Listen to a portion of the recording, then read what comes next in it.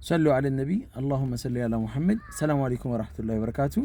ሰሞኑን እየተራገበ ያለ አንድ በጣም የሚያሳዝን የሆነ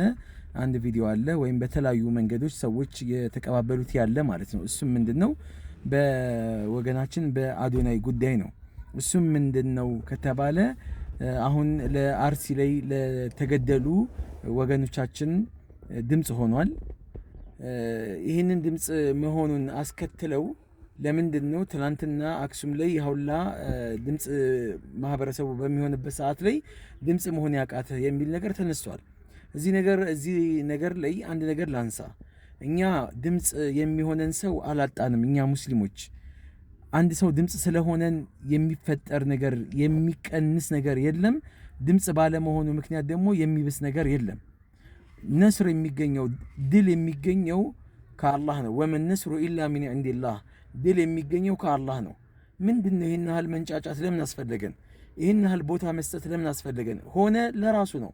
ምክንያቱም አክሱም ላይም ያለው ወገን ነው አርሲ ላይም ያለው ወገን ነው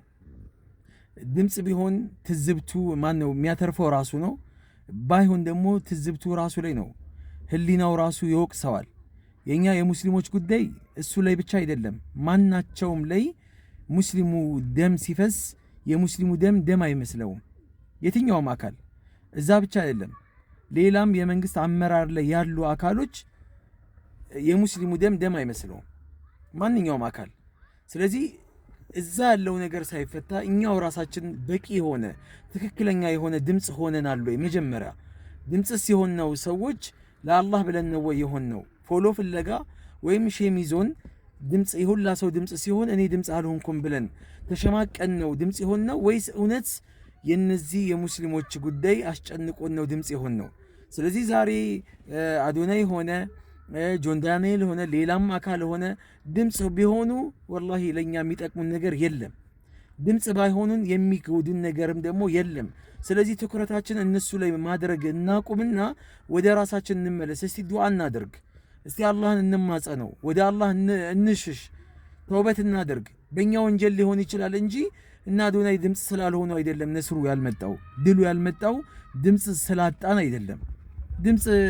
እልፍ አላፍ የሆነ ድምጽ ማግኘት እንችላለን አለን እኛ ብቻችንን በጣም ብዙ ነን በሚሊዮን የሚቆጠር ሰዎች እኮ ነን አልহামዱሊላህ ግን ወደ ራሳችንን እንፈትሽ